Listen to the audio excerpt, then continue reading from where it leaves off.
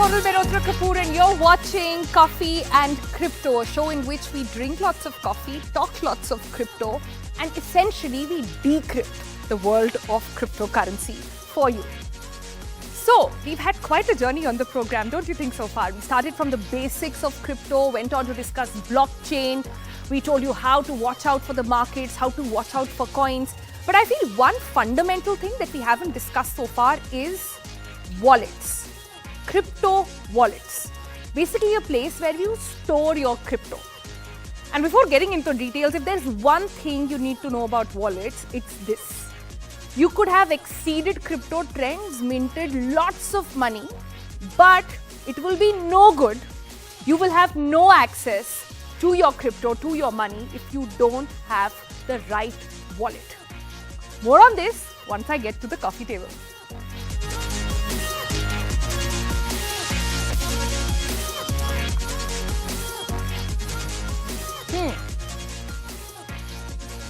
So when I say wallets, a lot of you might be imagining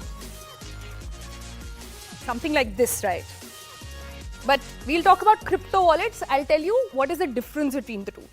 Your wallet, like my wallet, would have some cash, would have some cards, your Aadhaar card, driving license, your debit card, credit card, and a lot of it. In the crypto wallet, there is only one thing that you need to really worry about and you need to be caring, and that is the all-important key that gives you access to your crypto.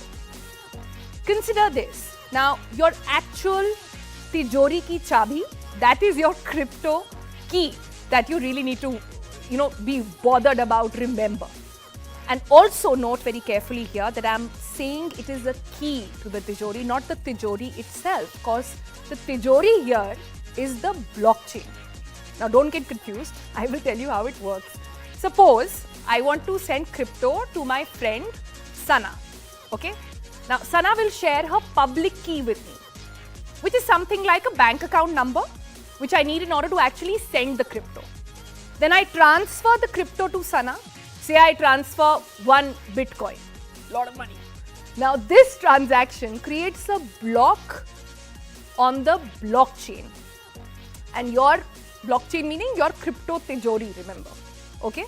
So effectively, though I've transferred 1 Bitcoin to Sana and she technically owns it, it's not her wallet that stores this Bitcoin. The Bitcoin is part of the blockchain itself. So the question is, how will Sana then access it, right? The answer to this is another key, this time a private key. So you know by now there are two kinds of keys over here. A public key, which I used to send her the crypto, it's like your bank account number, and the private key, which is used to access that crypto, like your password. And we all know that the key to having a password is keep it safe. If you lose your private key, just like the normal world, even in the crypto world, you essentially have no access to your crypto. You lose all of it. And this is where wallets actually come into play. Now, there are fundamentally two kinds of wallets that you need to know. One is a hot wallet, the other one is a cold wallet. A hot wallet, well, these are the ones which are always connected to the internet and they can be used at any point in time. It can be a web browser extension or a mobile or desktop app, and they may be sending and receiving crypto as easy as using online payment systems, okay? So, but of course, since they are online, you are dependent on just how secure this wallet is that you're using. This also includes, by the way, wallets on your exchanges. And several people keep their crypto on exchanges, but these exchanges then control the private key on your behalf. This, of course, is perfectly fine, especially if you're an active trader. But if you want full control of your money, your private key needs to be only in your wallet. Okay? Having understood that, let's move to what are cold wallets. Now, cold wallets are basically physical devices that store your private key. And this is basically in order to undergo a transaction, this cold wallet needs to be connected to the internet device like a computer or a smartphone, if you need to store huge amount of crypto, these could be a safer option, as they say. So you only connect them once you're undergoing a transaction. They're not linked on to the system and hooked on to the system throughout the time. Easy? Clear? Okay, so by the way, we've spoken so much about keys and private keys, but do you know what actually a key looks like? I thought it'd be fascinating to bring that out to you as well. So this is what it looks like. Compare that to your online passwords, which probably have around 8 numbers and letters, and that's it, right? Well, this private crypto key has 256-bit numbers, which means 64 characters in the range of 0 to 9, A to F, like the one just on your screen right now. FYI, both Bitcoin and Ethereum addresses are also based on this format. Just some trivia for you to know over there. So having understood all this, the most important thing to remember is to ensure that your private key is safe. Let me throw a stat in there for you to understand this better. According to a study, 20% of all existing Bitcoins are lost or stranded in digital wallets due to lost passwords, due to lost keys. Imagine this. You could be a millionaire, a billionaire, you smartly earned all this money, but you can't access it. That's how important your key is, and that's why wallets actually come into picture. Now, I'm sure you don't want to be this person who forgets the key.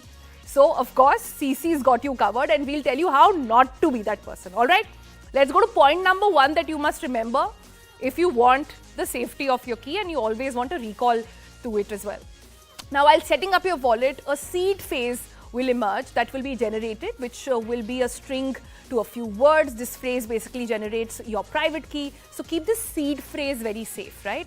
Write it down on a piece of paper and back it up, because once you lose it, trust me, even Satoshi Nakamoto can't recover it for you. Okay? Nobody can get it back. So it's your responsibility. You keep it well. Another thing to remember is lock your wallet with a strong password. Well, that's a no-brainer really.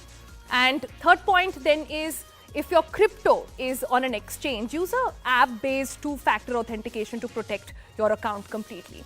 Also, try to store large amounts of crypto in cold wallets. As we discussed earlier, they could be safer. And it may be a smart move to spread your crypto wealth across multiple wallets in case, hacking incidents happen. We do that for bank accounts as well, right? You don't put all your eggs in the same basket, just for safety sake. Another thing to remember is update the software of the mobile wallet regularly to prevent any glitches as well. Very important to do that across the board actually. And finally, point number 7 for you to remember is frequently back up and run virus scans on your device, which has all your wallets. So that is everything you need to know about crypto wallets. I hope that was clear. And if not, then I'm sure our guests are going to make it even more easy for you to understand. Let's welcome, on that note, to CC. Joining us is Rohan Agarwal. Now, Rohan is somebody who builds wallets. He's a co-founder for CyberRock, and he's been doing lots of stuff on how to keep them safe, different ways in which you can actually get enrolled into the system, etc. So lots of stuff to discuss with Rohan. Also joining us is Sheenam Arora. She is the COO of Wrapped Asset Project. Hi, welcome to CC as well. Let me begin with Rohan first. Rohan, first tell us, for people who are beginners, right, into the crypto space and are still depending on exchanges, etc., to do their trade, what would be a right time for somebody to take a call on when to make a move to their own wallet? Thanks, Sonal, for having me. It's been a pleasure here. So, I mean, it depends person to person. What we have generally observed is, if you have at least, $2,000 worth of crypto and above, which is about at least 1.5 lakh rupees, then it's a good time to switch over to a cold wallet.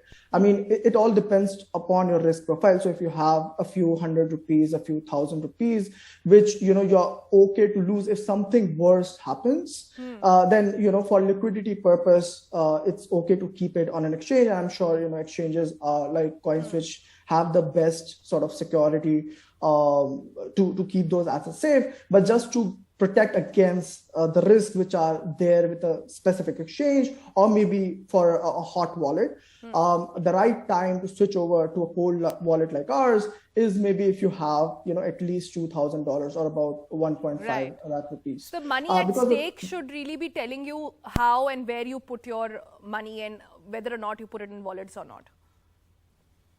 Yeah, that's correct. I mean, it's more like, if it exceeds your risk profile, it's always, important to buy a hardware wallet, which is simply like the simplest form of a cold wallet for a retail investor. You can buy it anywhere between from $100 to about $300. And it is wise enough to invest 10% of your total crypto holdings, because your crypto is going to 2x, 3x, 5x, 10x in the next few months, in the next few years. So you obviously don't want to lose out on your gains in case something happens to those assets tomorrow.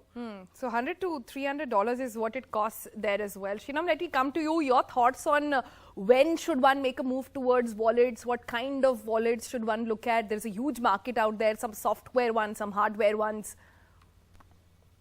Hi, Sonal. Firstly, I would say if you want to give a demonstration of how a wallet works, you can transfer 1 BTC to me instead of Sana.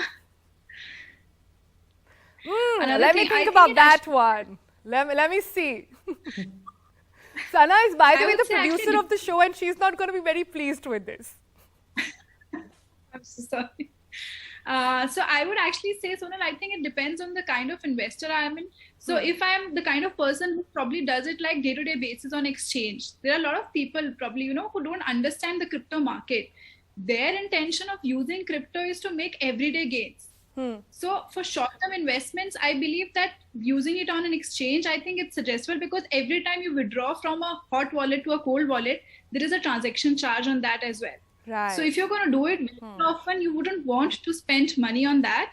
And for cold wallet, I think you need to be a long-term investment when you look at the big picture.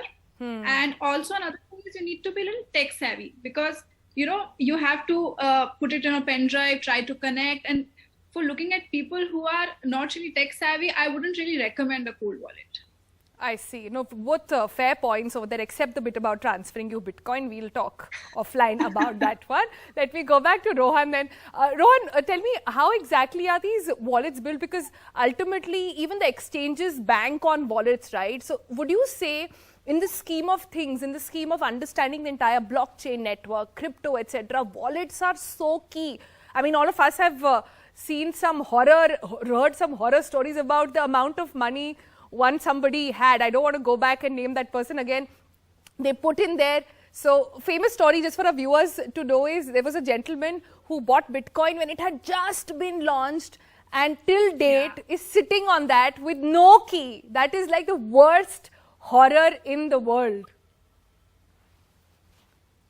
Absolutely, Sonal. I mean, and that's the reason why, what we are building is very key to solving those sorts of issues which are there in sort of the current wallets. I mean, an exchange, also use a crypto wallet behind the scene, but that's just so much more sophisticated because of the amount of funds they sort of hold on behalf of sort of their users. Wherein if you compare it to, a hot wallet or cold wallet that a retail investor uses, is much simpler for them. And the thing is, there's a different financial motivation. So for a hacker to hack an exchange, it is much financially motivation for them to hack an exchange compared to you, hacking you as a user, because that's not enough, financial motivation for them to hack your funds. And that's where a sort of a cold wallet comes into a picture. Sure. Shinam, last question really, and quickly just want to understand, you have some tips. How do you remember your key perhaps? And you want to tell people what is this thing to remember? Okay.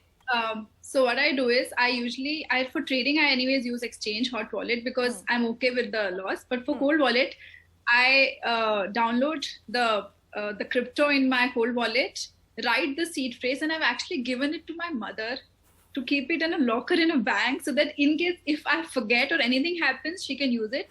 Second Okay. option with cold wallets nowadays comes is multi-sig wallets. So I have a one hardware device and my family can have the other hardware device. So in anything goes wrong, I need two signatures to log in. So I would need two passwords. So even if somebody hacks or takes my physical hard drive physically with my hardware wallet, but they would need another address, and that is at safe at my hometown. Right. And another thing I would say is whenever I do it with wallets also, like hot wallets or internet, I do the transaction and I delete the extension from my web browser, delete all the history, good delete point. Yeah. everything. Right. Well, moms to the nothing is rescue. safe. That's all I can say when it comes to crypto as well. So, good way to engage them in the crypto conversation. Thank you both for joining us. This has been a fascinating conversation. We'll connect again. There's so much really to discuss in this space. We're going to slip into a break now, but don't go anywhere, because if you thought this was all technical, wallets, this and that, we'll talk about something fun on the other side. Gaming in the crypto space. How does that happen? Well, this is Ritham and he will be joining us. He's from DeFi 11. We'll be talking loads about what exactly is DeFi with him. So come right back for that.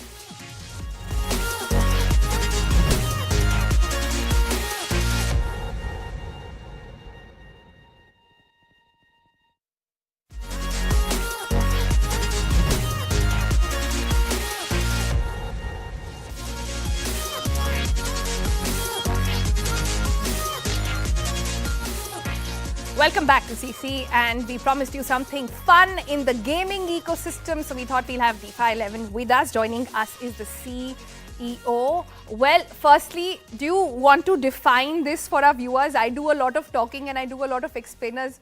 If you were to talk about DeFi to a 5-year-old, say, how would you explain to them what this is? Pretty interesting question, Sonal. So what I would say to a 5-year-old would be, to define DeFi, I would say, for every time a 5-year-old needs to get money to get something from the market, he does not really need to move straight into his dad's room and ask for money. What he can do is he can just enter into any of the rooms in the house, get that amount of money, and everyone knows about it, that 5-year-old and his parents. So that's how DeFi works in the most simplistic way, bringing all transparency and ease of access.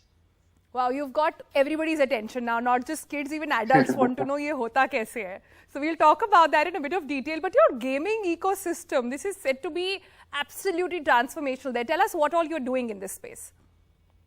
Yeah, so basically we run this application called DeFi 11, that's fantasy sports over blockchain. There have been various fantasy sports apps available in the market currently, and even few of them from India becoming unicorns recently. Yep, I mean, I would not take any of the names, but then our viewers should be knowing them. So it's real craze. Gaming has been one of the biggest markets ever available, I would say, and that too fantasy sports that links predictions with gaming. So what we are doing is we are just like doing everything the right way, coupling DeFi or coupling blockchain to the gaming industry and bringing fantasy sports over blockchain. So, Okay. I mean, what the only problem that we see with the system is, I mean, there are various limitations to all these fantasy sports apps currently. They are trying to do things, but then with the limitations of the system, they are kind of leaving behind few loopholes that no one actually gets to get a hold of. That's what we are trying to fill in. Yeah. Well, Ritham, DeFi perhaps deserves a longer segment on the show, and we'll perhaps do that again. But as a closing remark really on the program, how do you think DeFi, the entire ecosystem, is different from, say, blockchain? How do you think the two weigh? What is this problem that DeFi is trying to solve? To answer that, I would say blockchain really has a lot of use cases. I mean, crypto being one of the use cases of blockchain. Similarly, finance has always been one of the biggest use case of blockchain. So the entire term DeFi, I mean, just to elaborate it, it's like decentralized finance. It's nothing fancy. It's just like pretty basic thing wherein the entire finance industry that is being controlled centrally, or the economy that's being run centrally by, let's say, banks, that's get totally decentralized. Rather than a bank controlling your wealth or the entire economy, the economy is being run all distributedly, all decentrally, and I would say, I mean, everyone has to get the same information at the same time without even being afraid Sure. of like losing any Sure. details. Sure. Okay, Neetam, we'll leave it there for the moment, but we'll come back to you and we'll talk about DeFi at length in the next episode as well. Thanks so much for joining us. Thanks. Well, that's all we could pack in today's edition of CC. Coming up next week, we've got a special Diwali edition for you where we'll tell you a comparison of how things have panned out in the financial world from stock market versus gold versus crypto. Doesn't that sound exciting? So catch you next Friday, same time. Bye.